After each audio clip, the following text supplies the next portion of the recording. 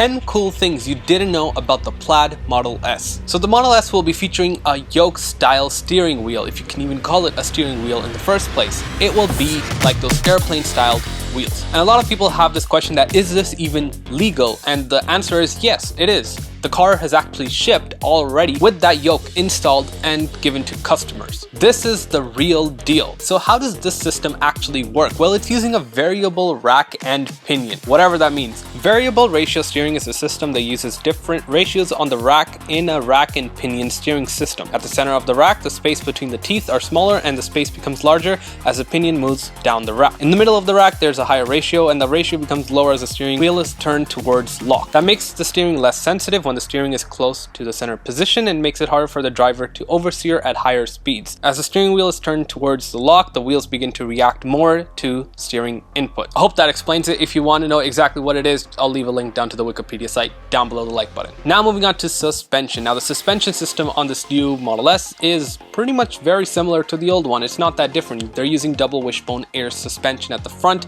and multi-link air suspension at the back, whatever that really means. But it's going to make for a better driving experience in general because of the double wishbone. It actually gives you more rigidity, it gives you more softening, and just everything in general. It's going to feel like a track car, especially with the yoke, with the variable steering. It's going to feel really, really great. So now moving on to the motors. This new Model S has permanent magnet motors. They're slightly different than the induction motors. Induction motors don't actually have magnets embedded inside the rotor itself, the turning thingy, but permanent magnet motors do. And basically with permanent magnet motors you can get higher efficiency, and they have just done an incredible job getting higher efficiency and higher torque and horsepower numbers as well. Generally what happens is if you have a permanent magnet motor, it can't apply the power right away and just toss you like a rocket or something. It applies power slightly gently, easing in. You would know this if you have a standard range Model 3, it only has one motor at the back. It's a permanent magnet motor. If you have a Model 3 dual motor, you will realize that it gives you that punch, the grunt, because of the front motor that is induction, so it actually just gives you full power in the beginning. It's incredible how they achieved 0 to 60 in under 2 seconds with using 3 permanent magnet motors. So the battery size, Elon really didn't say the battery size or talk about it much, they just talked about the range.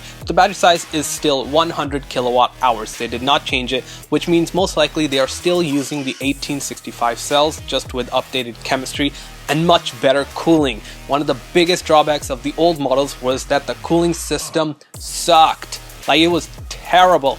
And now the cooling system should be so much better. You can do repeated runs back to back, no problem. So one more technical feature about this is the weight. They actually reduced the weight quite a lot by about 200 to 300 pounds. So the older Model S weighed about 4,886 pounds. The newer one weighs 4,561 pounds. That's about a 300 pound reduction. That's quite insane. Okay, now enough with the technical stuff. You can look it up yourself if you really needed to. But now shifting on to the gears. Notice the segue? It was pretty shit, I know. But the gears, you change them in a weird way. Well, not really that weird, but it is weird compared to pretty much every other car on the road. So how you change these gears is, you can do it on screen. You just swipe. I think if you swipe up, you can go forward. If you swipe down, you go backwards in reverse, and then you press the P, it puts you in park.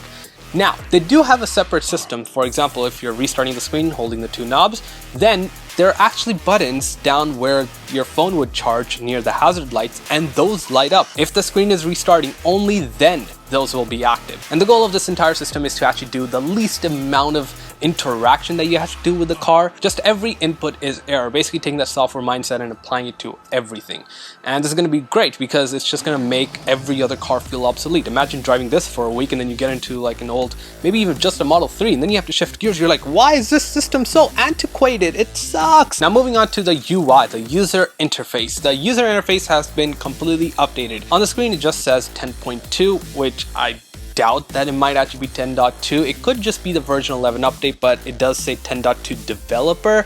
So maybe it is version 11, just not coded properly. I don't know, like named properly, that's what I mean. And so what could happen is this is the version 11 software that everyone is gonna get, every Tesla owner will get. And it will have waypoints, it just looks better. I personally love it in dark mode, it looks great. You can swipe around, move the map from different places into the screen. Overall, it's a major update, and you can watch other videos online about it. A lot of people are probably going to go in depth showing it because some people have already received their vehicle.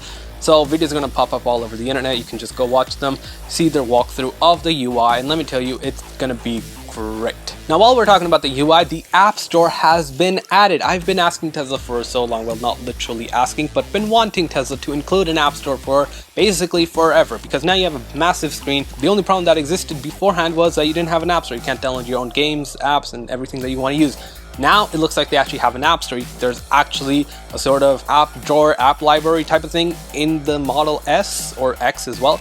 So you could probably just download your apps maybe through an App Store, dedicated one, or maybe from the web browser. I don't know the details of how it works, but basically you have apps and you could just use whichever apps you like depending on what they actually include. Talking about apps, they're also including games. Yes, games are here. The system, Model S, has a PS5 level system. Now obviously you must have known this already by now, but basically what I'm trying to tell you is that it comes with Cyberpunk 2077. Now do you have to pay for that game and then you can download it? I don't know, maybe you have to actually buy it outright and then you can download it for Model S, or maybe if you own it you can already download it for Model S. Maybe it comes included, we don't know the details again about this, but it can play Cyberpunk and other AAA games and at 60 FPS. It's just a slightly higher than 1080p display, so it should be fine playing pretty much any game. Talking about the games, this is something I guarantee almost none of you know about. It's the controller.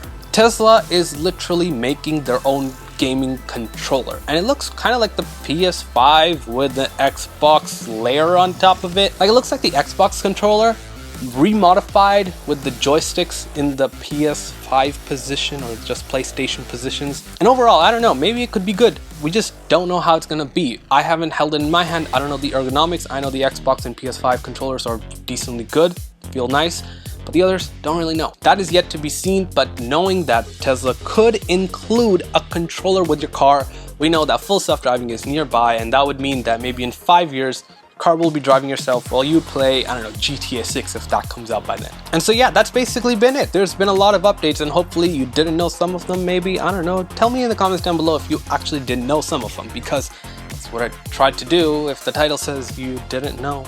But anyways, I really want to try out the new Model S. I guess you do too, especially with the 0 to 60 at 2 seconds. I'll probably just wipe out. I'm probably just going to be doing that because I can barely handle like 3 seconds. That's insane. Now you're doing under 2 seconds. That's even insane. And then you could play games on that console. I swear scalpers are going to start buying a new Model S or X just because of that, because now you can mine on it. But yeah, that's been it. Thank you for watching. Hope you enjoyed this one, and I will talk to you in the next one. Let's go out with a bang.